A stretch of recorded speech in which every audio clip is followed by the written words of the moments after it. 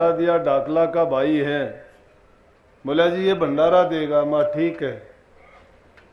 बोला तो ठीक हो गया जी, भंडारा ये दे देगा। सत्संग की तारीख नहीं रखवाई। मैं बोला अरे किस दिन देगा ये भंडारा?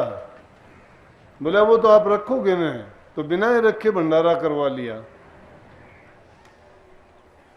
चलो बड़ी अच्छी बात है। यहाँ के आश्रम की सत्संगियों का आपस का जो प्यार है वो इस बात पर पूरा खरा उतरता है कि सत्संगी होना कैसा चाहिए। जब तक सत्संगियों में आपस में प्यार नहीं है, उनको सत्संगी क्या कहेंगे, उनको तो संसारी कहने में भी हर्ज है। क्योंकि सत्संग में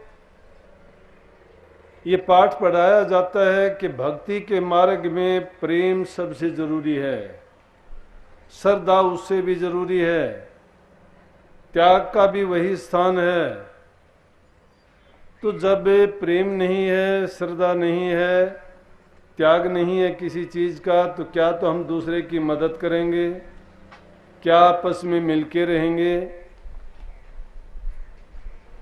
और जब एक दूसरे के लिए हम कोई चीज अपने समय नहीं दे सकते, त्याग नहीं कर सकते उसके लिए, तो हमारे दिलों में उसके प्रति क्या भावना और क्या प्यार होगा। तो श्रद्धा, प्यार, त्याग ये सत्संगी के लिए बहुत आवश्यक है। नाम का आप ढिंडोरा पीटते हो कि नाम ले लिया, नाम से मुक्ति हो जाएगी, 84 छूट जाएगी। इस बात में कोई संदेह नहीं है, नाम में कमी नहीं है, बशर्ते कि नाम वो किसी पूर्ण पुरुष से, शब्द भेदी पुरुष से मिला हो। जब तक गुरु पूरा नहीं मिलता है तो जीव का काज पूरा नहीं होता, अधूरा रह जाता है। अब पूरे गुरु की क्या पहचान होगी और नाम पूरे की क्या पहचान होगी? बात तो बहुत साधारण सी है, लेकिन देखने वाली नजर होनी चाहिए। क्योंकि अगर इनके बारे में सच्ची बात कही जाती है तो दूसरे लोग सोचते हैं कि हमारी आलोचना करते हैं, या कटाक्ष किया जाता है, या हमारे बारे में बुरा भला बोलते हैं। लेकिन सच्चाई की बात, संतों का लिबास आदि काल से सादा जीवन उनका, जिसका सादा जीवन नहीं है, रहन सहन सादा नहीं है, और किसी प्रकार के आडंबरों में अगर फंसा हुआ है तो संत नहीं, फिर तो वो लाइन दूसरी हो जाती है। प्रभु के नाम के लिए दिल की सफाई होनी चाहिए। हृदय जब पवित्र होगा तो उसमें नाम ठहर सकता है। तो बात नाम की थी कि नाम लेके अगर नाम का सिमरण भी जो आदमी करता है तो उसका नाम के साथ संबंध इतना गहरा अटूट जुड़ता चला जाता है कि वो नाम से कभी बिछुड़ना नहीं चाहता। नाम अगर उसको सपने में भी, गहरी नींद में भी सुनाई देता है तो भी वो नींद में भी उठ के चल देगा। नाम जीव का एक कवच का काम करता है। जिस प्रकार से युद्ध के मैदान में कवच पहन लेते हैं, उस पर तीर तलवार का पुराने जमाने में पहनते थे, असर नहीं होता था। आज भी ऐसी जैकेट हैं जो बुलेट प्रूफ हैं कि वो पहन लेते हैं तो अगर गोली भी मारी जाए तो गोली नहीं लगती है। लेकिन नाम तो ऐसी चीज है, वो बुलेट प्रूफ जो जैकेट है आपकी छाती को, दिल को बचा सकती हैं। अगर वो कोई टोप होगा तो सिर को बचा सकता है। अगर नीचे पहनने का कोई दूसरा कवच होगा तो आपके शरीर को, हाथों को, टांगों को बचा सकता है। लेकिन नाम तो एक ऐसा कवच है जिसको पहन लेने से कोई भी हथियार, तीर तबर तलवार का तो जिक्र ही नहीं है, वहां तो बंदूक की गोलियां, बम भी उसके सामने कुछ नहीं है, वो कुछ भी नहीं बिगाड़ सकते।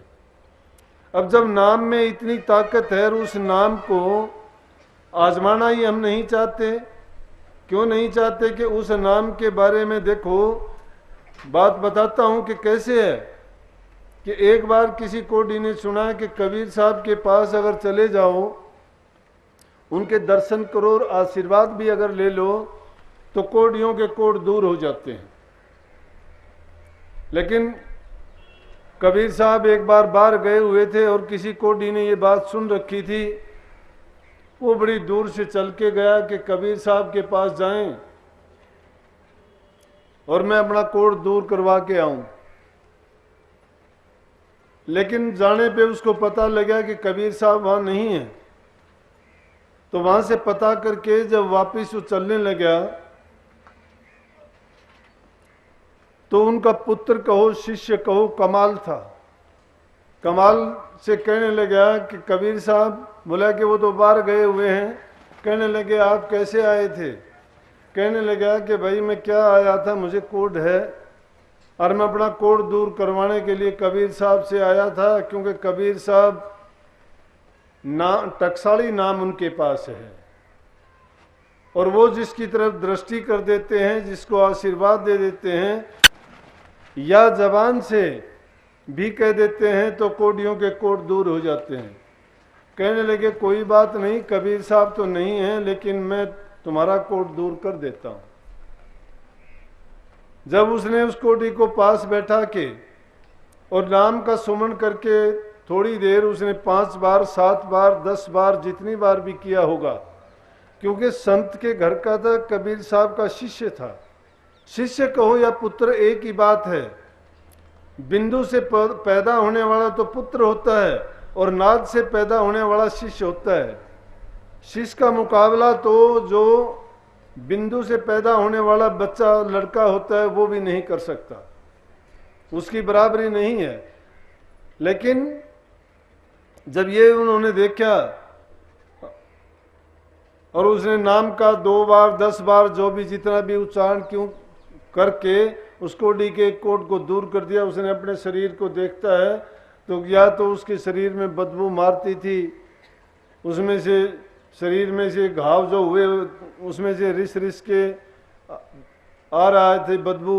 लेकिन जब उसने आशीर्वाद दिया कमाल ने, बिल्कुल ठीक हो गया। ठीक होके जब चलने लगा तो रास्ते में कबीर साहब मिल गए। कबीर साहब मिले तो बोले भाई क्या बात थी, कैसे, कहाँ गया था? बोला जी मैं आपसे ही मिलने गया था। क्यों? लोगों से पता लग गया। तो कबीर साहब कहने लगे फिर क्या हुआ? कि जी आपके लड़के ने, वो तो आप नहीं मिले तो आपका लड़का भी कोई कम नहीं है आपसे। बोला उसने नाम का सुमन करके मेरे कोड को दूर कर दिया कि धन्य कबीर, आपका तो मुकाबला ही नहीं है। आपके तो पुत्र, सेवक और दास भी ऐसे हैं कि उन्होंने नाम का सुमन मात्र करके और उन्होंने मेरे कोड को दूर कर दिया। कबीर साहब ने जब ये बात सुनी तो कबीर साहब को बड़ा दुख लगा। क्यों लगा कबीर साहब को दुख? कबीर साहब कहने लगे कि जिस नाम की कोई कीमत नहीं है, जो हीरे जवाहरात के मुकाबले में भी देने से कहीं नहीं मिलता है नाम, उस नाम का इतना महत्व, इतने गुण हैं कि जो इस जीव के कर्मों के बंधन को काट के 84 लाख योनि से पार ले जाके सदा के लिए जो अमरत्व प्राप्त करवा देता है, जीव के बंधन मुक्त हो जाता है कि कभी वो जन्म मरण में नहीं आता। और उस चीज को किस चीज के बदले? इस कोड़ी के बदले उसने नाम को लगा दिया। जब कबीर साहब ने अपने आप को क्या कहा कि कहने लगा डूबया बंश कबीर कार, पैदा होया कमाल, कोडी बदले लगा दिया लाल अमोलक नाम। के कबीर के घर में ऐसा पुत्र पैदा हुआ कि जिसने मेरे वंश को ही डबो दिया, कि जिसने नाम के महत्व को नहीं जाना। मेरा इस बात को बताने का तात्पर्य सिर्फ इतना है कि नाम के जो महत्व को समझ जाता है, नाम के बारे में जो जान जाता है कि नाम की कितनी ताकत है, नाम क्या क्या काम कर सकता है, नाम से हमें क्या क्या मिलता है, तो फिर हम समझो कि नाम को जपना प्रारंभ करते हैं, उसकी कमाई करते हैं, उसका अभ्यास करते हैं। लेकिन जो आदमी नाम लेके उस नाम की कमाई नहीं करता, नाम का अभ्यास नहीं करता, नाम को जाना ही नहीं, तो फिर उस नाम के गुणों को प्राप्त भी कैसे कर सकता है। तो नाम ऐसा कवच है, बल्कि जब ऐसे अवसर आते हैं, कोई दुख, कोई परेशानी का मौका आता है या कोई विपत्ति ऐसी आप पर आती है, उस टाइम पर उस नाम को आजमा के देखा करो।